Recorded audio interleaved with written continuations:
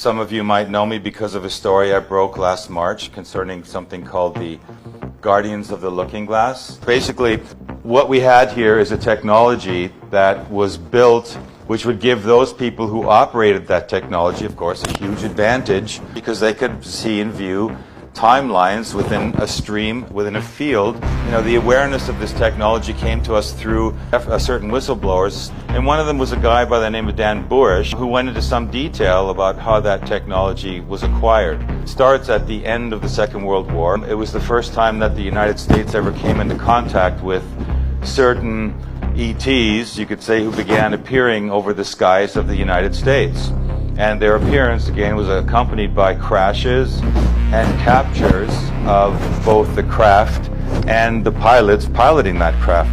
And it leads directly to the formation of the breakaway civilization, that which was created by one ultra secret society that was called Majestic 12. They who have ultimately come into possession of the Looking Glass material and time travel and other technologies ever since. So between 1947 and the early 50s, there were a series of crashes that took place, not just one, and they started the whole back engineering process. And they also had captured extraterrestrial beings.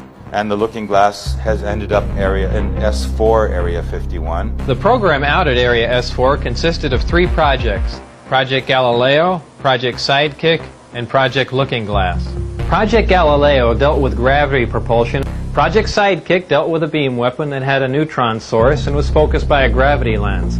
Project Looking Glass dealt with the physics of seeing back in time.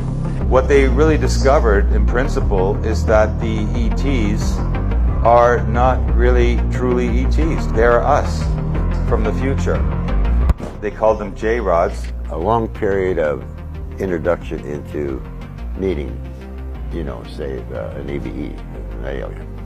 I call him J-Rod, of course that's what they call him, but that wasn't his, you know, I don't know if that was his real name or not. That's the name that the linguist gave him.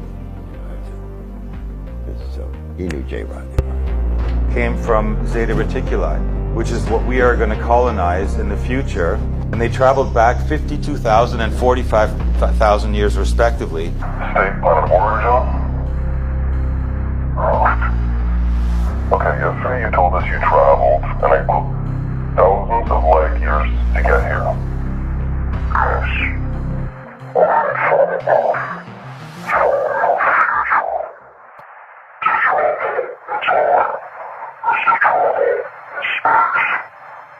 So you're human.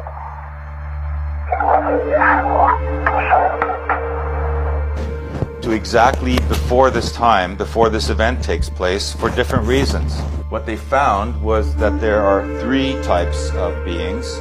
There's 2 J-rods, which were called P-52s. The P-52s were for 52,000 years in the future, and the P-45s were from 45,000 years in the future. And the P-45s weren't interested in helping us. They were just here to harvest genetic materials which they had lost over the course of tens of thousands of years of exposure. The P-52s also returned because they came back and they were trying to tell us our consciousness can affect our timeline. Not just the timeline, but also cosmic events. They were trying to tell us that the cosmic event, which is about to happen, can be affected by our collective consciousness. It's going to play out in 2 ways.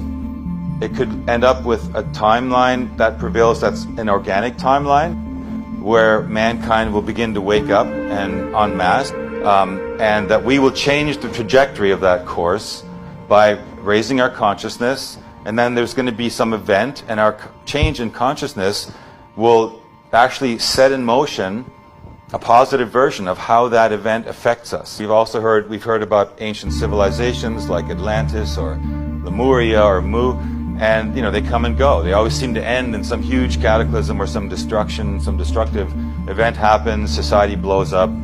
It's like a loop. Eventually, it would have to crack that loop. So maybe here is the chance to actually break that loop. And the other timeline they were talking about that may prevail is this transhumanist timeline. Along comes 2022, and it's been like 10 years since the last Looking Glass whistleblowers had been out there talking about it, Dan Bush and a few others. But this suddenly appeared, this group calling themselves the Guardians of the Looking Glass. We are the Guardians of the Looking Glass. We're a group of former intelligence officers and military officials who have come together to release classified information about future events to come. Our knowledge comes from our work on the Looking Glass artifact, first discovered in Iraq.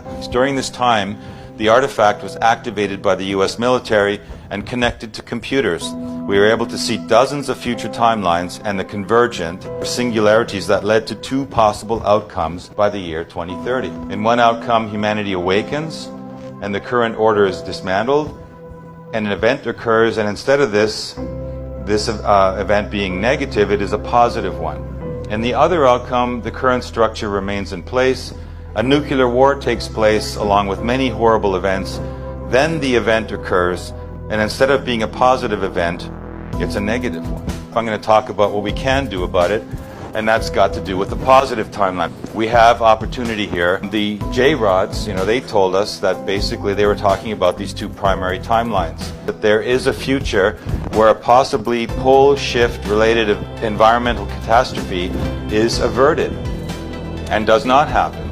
And relative to this different timeline, the future that generated the J-Rods as we know them will never evolve from our own, and we have taken a new path. So in this timeline, which also the Guardians saw, there is a probability of that happening, and so they talk about that as well. If the post-global pole shift environmental catastrophe does not occur, the benefits could be to alternatively produce a human consciousness, liberating evolutionary leapfrog, and a level of enlightenment among the masses that will produce a new set of future timeline trajectories that will compassionately steer the course of humanity into a virgin future of untold beneficial futures and heights, and in fact fulfill the original evolutionary directive to evolve consciousness of humanity to its optimum potential as future creative agencies in the universe. These messages that we got from these J-Rods decades ago are trying to reinforce that idea, and now we're starting to, maybe the reason this came up now is because we're kind of at that last